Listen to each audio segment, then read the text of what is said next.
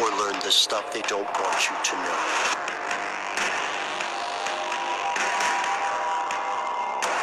Here are the facts.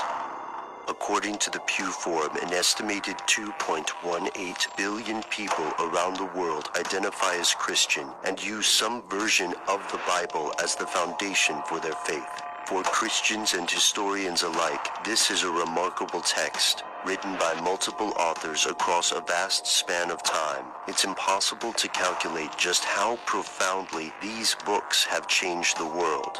And there is the rub. All of these people are not reading the same book. Some versions of the Bible include works that are excluded in other versions. Some texts have been cut out altogether, and some exist only in one version of the Bible. Who decides what to keep and what to cut?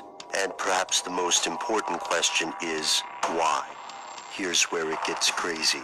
We can't trace the evolution of the Bible to a single person. The First Council of Nicaea did not finalize the Bible in 325 CE.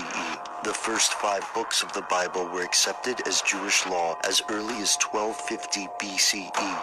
By 90 CE, 39 books were canonized, forming the Hebrew Bible. Since Gentile Christians rarely read Hebrew, they adopted a Greek translation along with additional books. This translation, called the Septuagint, dates to about 250 BCE. While Jewish authorities evaluated books based on their relation to the Torah, early Christians based decisions on their own particular interpretation of what Christianity was, as well as the nature of Christ. At this time, Christianity was a new religion, full of internal disagreements and competing ideas. For example, Gnosticism argued that a person could interact with God without intermediaries, along with concepts of dualism and reality that would be considered similar to mysticism today.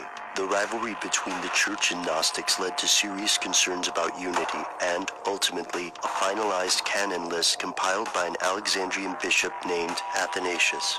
Not all churches finalized their canon at the same time or with the same books, generally for objections concerning doctrine, heresy, or fraudulence.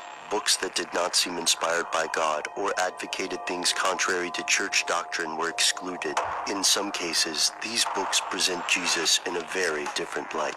In the Gospel according to Thomas, Jesus speaks of turning Mary into a man so that she too may become a living spirit, along with other sayings that don't seem like the modern image of Jesus. This Gospel according to Thomas wasn't discovered until 1945 in Egypt as part of the Nag Hammadi Library.